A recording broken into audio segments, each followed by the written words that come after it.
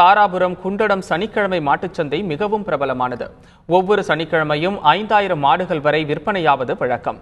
இதன் மூலம் பல கோடி ரூபாய் வரை வர்த்தகம் நடைபெறும் நிலையில் தற்பொழுது வறட்சி காரணமாக 30,000க்கும் விற்ற மாடுகளின் விலை 10,000க்கும் வந்துவிடும் நிலை உருவாகி உள்ளதாக விவசாயிகள் தெரிவித்தனர்.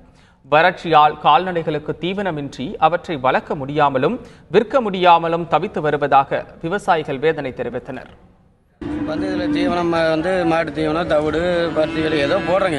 போட்டு மாட்டுக்கு பராமரிப்பு பண்ணுறோம். பண்ணி போடும்போது கொள்முதல் எங்களுக்கு 18 ரூபா தான் வருதுங்க. 1 லிட்டர் தண்ணி 20 ரூபாய்க்கு விற்கிது. 18 ரூபா கொள்முதலுக்கு நாங்கள் போட வேண்டியது ஒரு 12 ரூபா போயிடுதுங்க.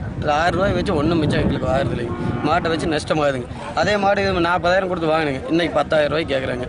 இதை வச்சு நாங்கள் பிழைக்க முடியாதுங்க. அதனால் மாட்டை பூரா விற்றுலான்னு முடிவு பண்ணிட்டாங்க. பாலில் எங்களுக்கு எந்த பிரயோஜனம் கிடையாதுங்க. நாங்கள் கையில் ஊர்ந்ததுக்கு போட்ட காசு பூராமல் நஷ்டமாகுதுங்க. எந்த எங்களுக்கு ஒரு 10 பைசா கூட மிச்சம் இல்லைங்க. இதில் மாட்டு சாணம் கூட வைக்க முடியாதுல்ல. அதை வாங்கி போகிறதுக்கு தண்ணி மழை இருந்தால் தானே வாங்குவாங்க.